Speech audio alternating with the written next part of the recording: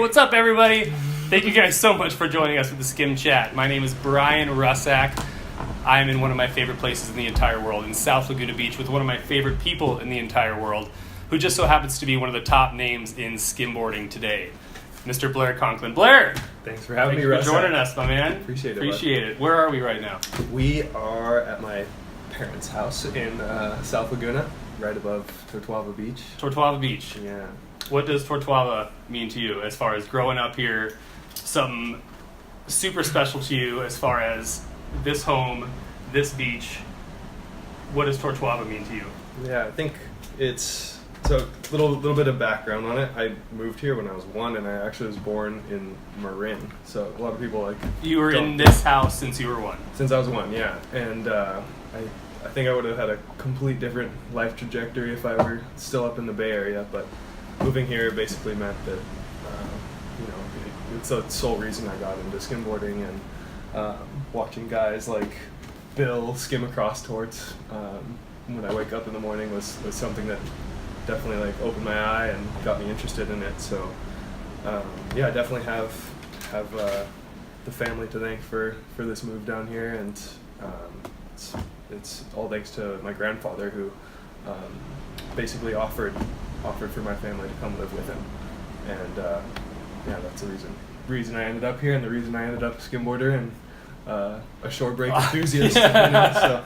So I appreciate you having us over. It is seriously an unbelievable place, but I want to talk about something that's probably still pretty fresh in your mind. Mm-hmm. You just got back from Santa Cruz. Yeah. How was that? A 3rd place finish, by the way. Congratulations. Thank you. Awesome. Yeah. Some heavy competition out there, but Definitely. It looked pretty fun. Santa Cruz is always an awesome trip. It is, yeah.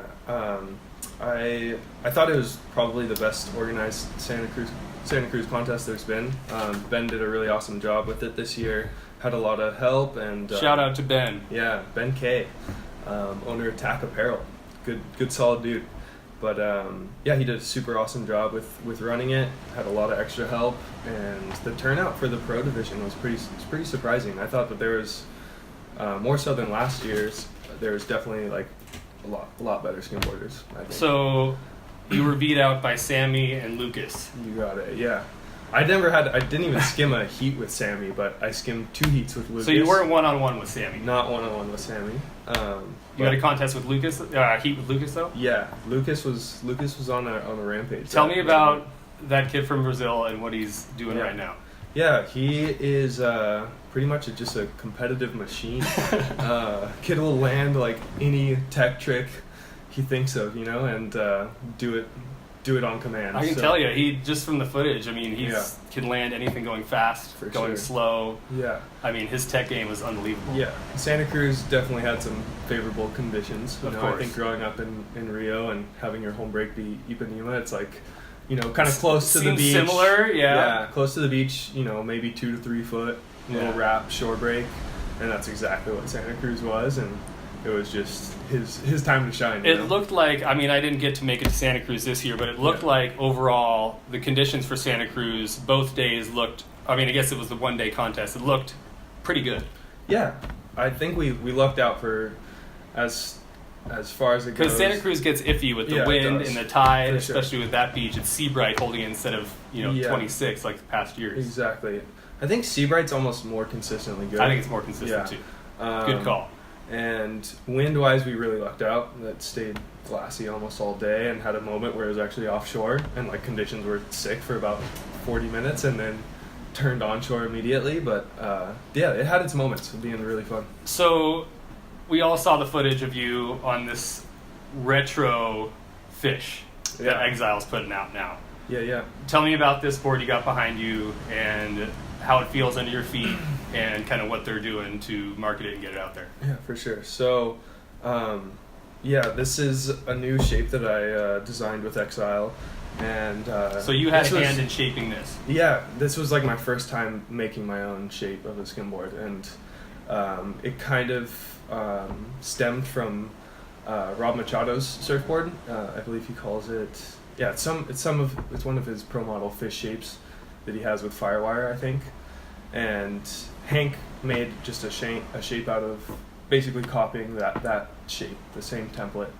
and I rode that the first time around, and it wasn't quite what I imagined it to be. Like, it was just, there's too much width in the nose, and it was pretty boggy. Like, when you're going straight on it, it was slow.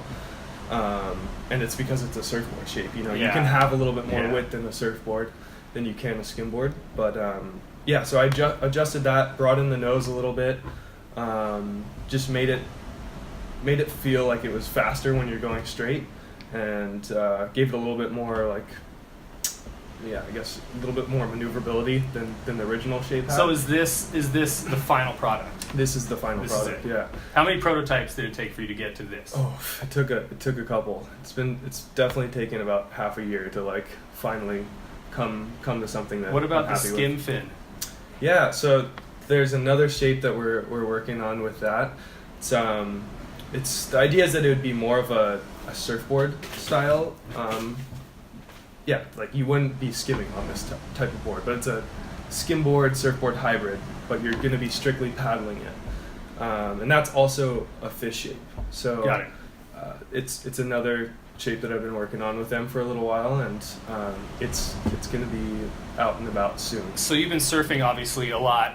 I feel like more recently, and you were up in the Bay Area with school and going to Berkeley. Mm-hmm. I saw you entered the Steamer Lane contest. Yeah. Looked like you did pretty well there. Yeah. Obviously on a hard shortboard, not these catch surfs that you're riding all the time as well. Yeah, exactly. Yeah, I think going up north was really good for my surfing. Going to school at Berkeley, the closest spots were surf spots. So I drive 45 minutes through the city and go to Ocean Beach, or drive an extra hour and go to Santa Cruz. So I was surfing way more than I was skimboarding the 4.5 years I was at Berkeley, and I still had that drive to go and get in the water, like, as much as I could, and this time it was surfing instead of skimboarding. That really, like, improved my surfing a bunch. And then Berkeley started a little surf team, and I ended up joining it and competing in. Were you part of the initial team when they first started? Yeah, that's cool. I don't think Berkeley has ever had a surf team before I was there, and a couple friends and myself decided to get a little crew together and start competing in the NSA contests. And we entered in 2 while I was there, and the second one I did, I got 6th out of, like, 188 competitors. Yeah. I think, those are big contests. Yeah, they're nuts. Like, I think that was probably my biggest accomplishment in, like, competitive anything. That's awesome. Was getting that far in a surf event, like, something not even skimboarding. Exactly. That's like, awesome. I'm really stoked on how I do in skimboarding contests, and winning the tour and all that was awesome. But coming from a skimboarding background and doing so well in a surfing contest was pretty, like, huge for me. I was definitely excited about that. What brought you up to Berkeley to go study there? Did your family history have something to do with heading back up there, and obviously oceanography? Yeah.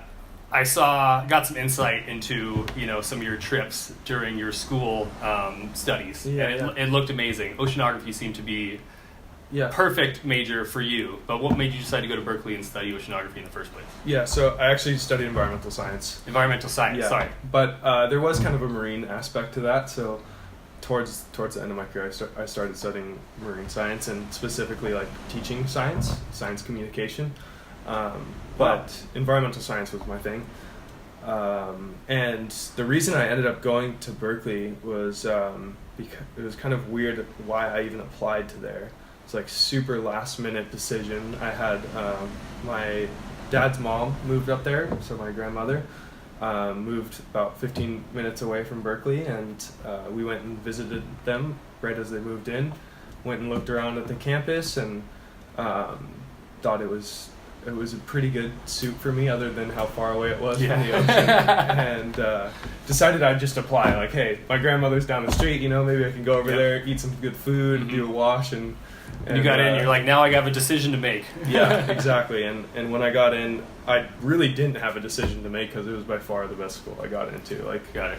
It was, I applied to UC Santa Cruz, didn't get into Santa Cruz, and somehow got into Berkeley, which is, like, the #1 public institution Got in it. probably the U.S. and that was just that. I'm like, all right, well.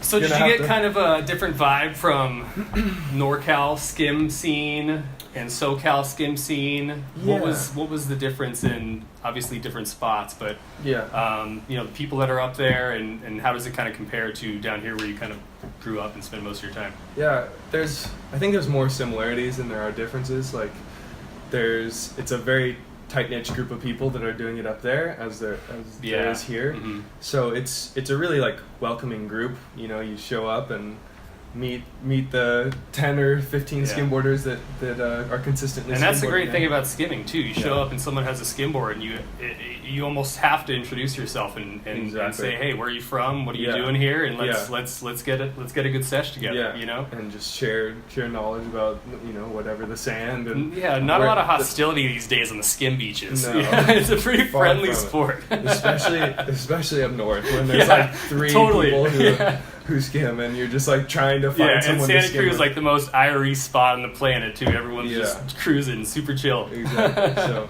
I probably know everyone who's touched a skimboard in Northern California after going to school up there for a little while. But yeah, pretty awesome skim scene. It's just a small, I'd say, growing scene where everyone knows one another, very grassroots kind of thing, and everyone's pretty knowledgeable of where it is skimmable, and we're nice enough. A lot of secret nooks up there. Yeah, definitely. Exactly, and we're nice enough to share those secrets with me. So I want to talk about a couple recent trips that you've been on. Mm-hmm. I know you've been to Costa Rica. You've obviously been to a lot of spots in Mexico, Nicaragua most recently. You've been to Sri Lanka as well, which I want to kind of touch on because that's kind of a way out there spot for a lot of skimboarders these days. Wouldn't think to head there. Yeah. But Nicaragua most recently. Tell me about that. It seemed like an epic trip. I know you had some highlights to talk about. So what drew you out there in the first place? I know it was strictly surfing, and how'd it go? Yeah, so I think the main person that got me out there was this lady over here, the wonderful Skylar behind the camera and helping us with all of our production today. But it was her idea. It was definitely her idea, and it was a great one at that. But her brother owns a little surf hotel down there. Got it. And not her first trip. No, definitely not her first trip down there. She easily convinced me with some good surfing photos and good video and stuff. So Easy to get convinced. That's exactly how I got convinced. I saw a couple of really good waves that were down there and decided to buy my ticket. And it was my first trip with Skylar and first kind of surf film trip I think I've ever done. Did you bring a skim? I did bring one skimboard, and the surfing waves were so good that I just ended up surfing the whole time. Didn't touch it? I touched it once. Got it. And Step-offs? No, but I tried some running, and the sand was a little soft. And Got it. I just needed to save my legs for surfing. So, but yeah, we got some phenomenal waves. Skylar's brother is an awesome dude. Has a really sweet little hotel down there, and well run little place. So yeah, it was kind of an interesting time to go down there too, because there's been a lot of political unrest and a lot of government issues. Yeah, I know your dad was just talking to us, and he was pretty worried that you were heading up there at the time you did. Yeah, there was some news that came out just before you left, and I can see how he can get a little bit uneasy going. Oh yeah, parentals are always worried about me, but this one, as they should. Yeah, for sure. But yeah, this was, I think the U.S. Embassy closed right before we were going, and that's what kind of freaked them out the most. Yeah. So we basically just took the word of Skylar's brother and trusted that it was safe getting to and from the airport, and sure enough, it was. Got it. And didn't really have. And then you're there in paradise, and you're and once you're exactly. Once you're in the surfing area, there's no hostility around there, and people are super super kind. I think we ran out of the local beers, Tonya. They couldn't deliver those anymore because there were so many roadblocks and things. That was it. And, yeah, couldn't get any more in. Food deliveries were gone. Towards the end of our trip, we were running low on Tonya. So but we need it back. Yeah. So there's you could definitely see signs of all the political unrest, but you know, if overall a great trip. Overall incredible trip. Yeah. We saw the highlights of the barge snapping. Yeah, there was that looked pretty sketchy. I mean, it seemed like you guys were far enough away from where the barge actually snapped, but it had to been pretty crazy being out there. Yeah, it was probably one of the craziest things I've ever witnessed in the ocean for sure. It was the peak. If you guys haven't checked that out, you got to see it. Skylar's footage is unbelievable. It is pretty crazy. You guys got to check it out. Yeah, it was an incident for sure. But yeah, we were probably like 200, 250 yards away from the barge, but you know, it still seemed too close. Like watching that cable snap and just seeing the like we're waiting for the set to come in, and we're watching this boat go out through the channel that we just went through in our small boat, and I was like freaking out going through in our small boat. Like everybody was like having an adrenaline rush making it through the channel, and then we see this big old barge and a tugboat trying to do the same thing we were doing at, you know, three knots or something. They're going so slow, and sure enough a set rolls in, and I think it took the first wave, kind of made it through the first wave, and kind of gave me hope, a false hope that like, oh, maybe they actually know what they're doing. It seemed like they needed just to make one more, you know, and they were home free. It kind of was the case. But yeah, the false hope was it ended up being a disaster, and the cable snapped, the barge washed into some rocks, and I think they were able to retrieve it afterwards, but yeah, it was a little scary at the time being. Cool. So I just wanted to switch gears for a sec and talk about some trips you have planned. Anything off the top of your head that's coming up super quick, or the rest of this year, kind of what does that look like? Yeah, so I think I plan on going to at least 2 of the East Coast contests. And, Got it. Probably doing as much as the tour as I can. And so what do we got? We got Outer Banks. We have Dewey. Yep. And we have Volano. Exactly. Correct? Yeah, you got that. You want to make to 2 of those 3? Exactly. Got it. I'm kind of leaning more towards Outer Banks and Delaware as of right now. I just have some good friends in both those places that make it easier to stay with. Got Perry Pruitt out in North Carolina and his wonderful family, Bo and Jeff and Taylor. Good guys. And, yeah, they do an awesome job of hosting us, and you just make it really easy going there. And then Delaware, I've got Jason, the Alley Oop crew usually help me out. Of course. And, yeah, also a good group of people out there. So those are all UST official contests? Exactly, yeah. Those are on the tour this year. I think all of the contests on the tour this year are in the U.S. So got it. And then we got coming back to California with the Vic and the Oktoberfest. Exactly. Correct? Yeah. Plan on doing those too. Close out the year. Yep. Yeah, definitely plan on participating in those. So obviously the skim contest scene is a little bit iffy right now. Nobody feels like we are totally set on a legitimate tour and scoring criteria and kind of a way to show off these guys and have a legitimate competition circuit. So what do you think really needs to be done today in order to get this thing up and running? I mean, do you think it'll ever become as big as surfing? I don't know. What has to be done in order for the audience to get a little bit larger and to get Blair Conklin's name out there? Yeah, I think that we definitely have a growing audience, and I think that there's a lot of people that are becoming more interested in skimboarding. I think it's a matter of just having more organization, having people, you know, dedicate some time to you know, volunteering for judging or like I think that there just needs to be someone who like kind of takes over and you know, gives it some organization, and also has a little bit of cash to like be willing to pay judges and be willing to. I think it's important to have a consistent judging system, and maybe some people that are traveling with the tour that are very consistent in their criteria and understand. You know, that's exactly what we need, and that's expensive. You know, to be paying people to fly to the East Coast, or to fly places and sit down and judge on a beach all day. Yeah. I mean, we've all done it, and it's a long day. It takes a toll on you. It does. But that being said, I think, you know, having a good title sponsor, like anyone who's really willing to dedicate some time and money into making it happen, is it's very possible, and I think it's worth it.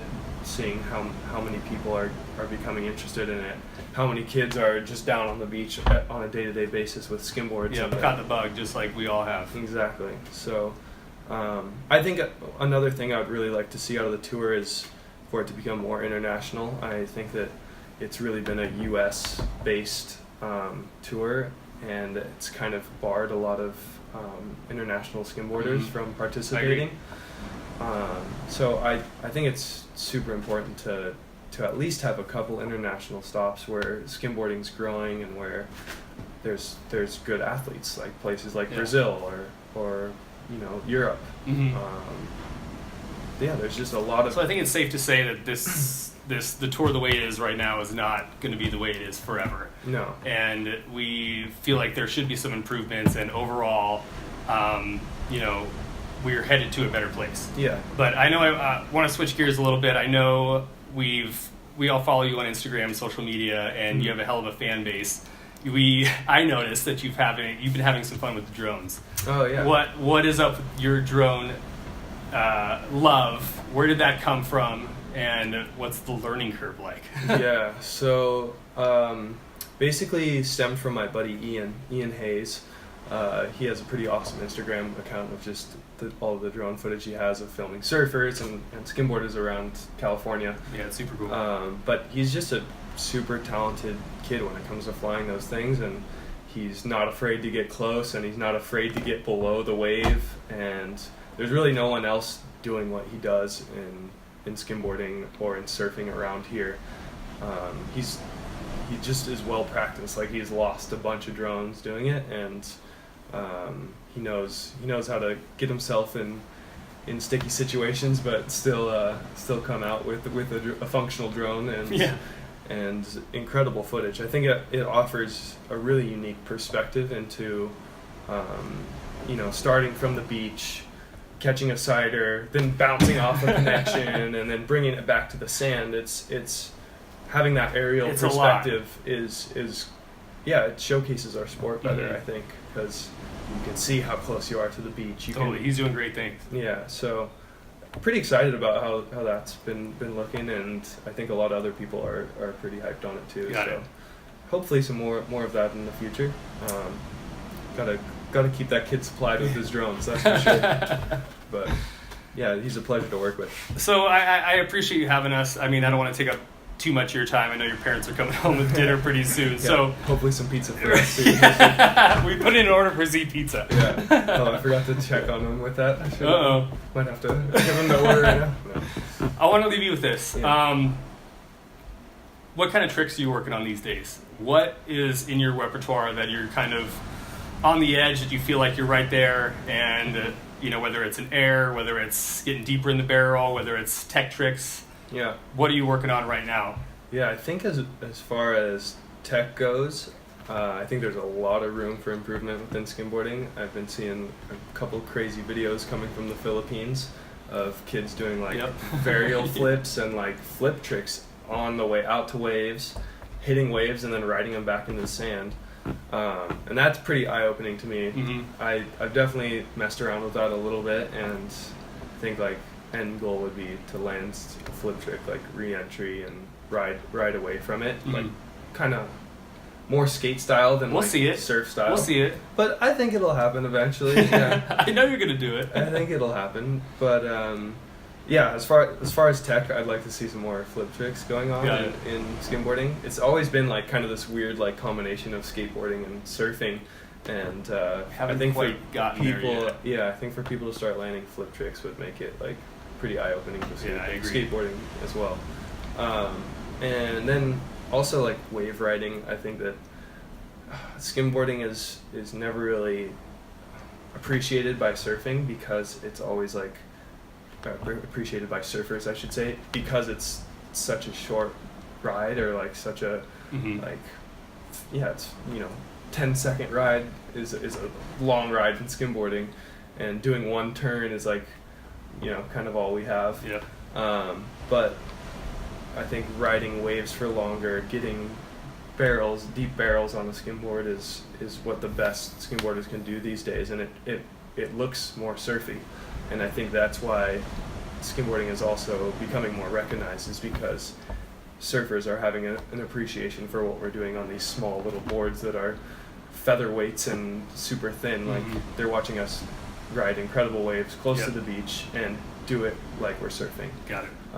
So I think that that's really important for our sport, is to, you know, keep the wave riding component in it, and do it at wedge and things like that, where you can have longer rides and get huge waves and stuff like that. So got it. So tell me about some of your favorite people to skim with. Tell me about who influenced you at the beginning of skimboarding. What made you pick up your first skimboard? And until today, who are still your best friends to skim with? Yeah, so I'd say Bill was probably a big influence growing up. I took like some little skim lessons from him back in the day and competed in some of his contests. Sure. So he was like, kind of looked at as like the grandfather of our sport, I think. And he did a really good job of welcoming me into it. And I think after like seeing, I don't know, watching Bill compete for so long, and also watching Paulo a lot in little skim movies, I also had, Paulo was a huge influence on me growing up as well.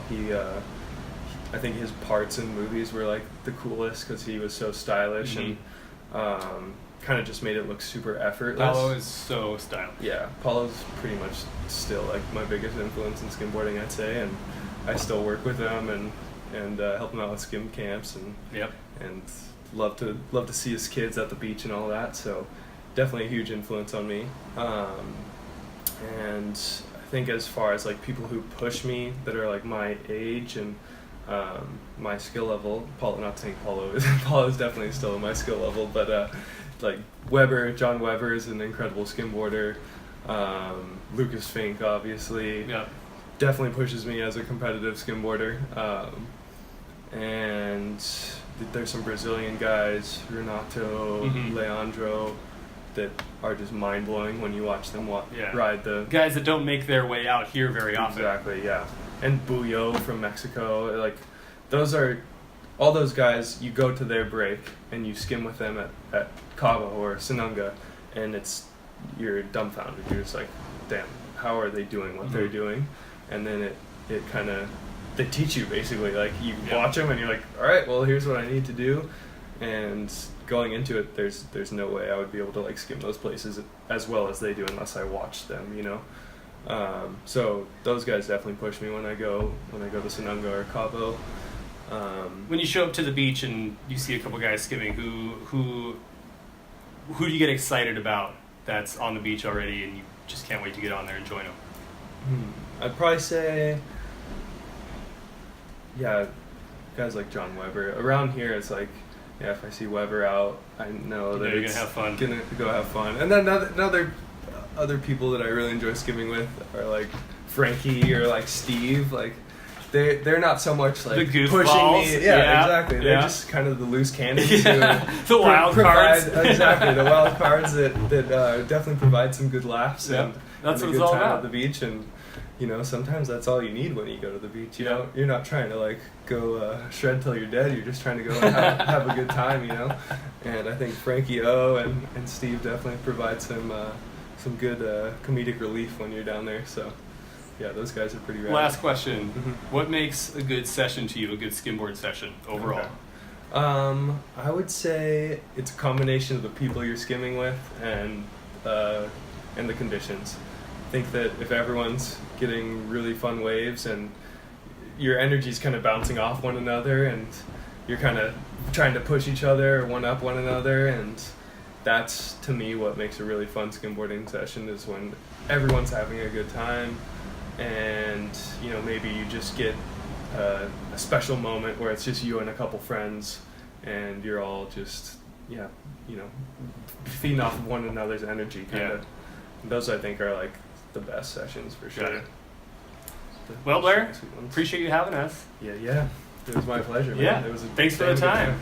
Really of course. Time. And I know The waves look super fun. So, what do you feel like having a sesh right now? I'm pretty down. I'm a little beat from 10th Street and Nicaragua the past couple weeks, but I think we should go down there. Well, we're gonna go take a walk and check the waves. Hopefully, get some skim. This has been the Skim Chat with Blair Conklin, brought to you by Nectar Sunglasses. We will see you next time.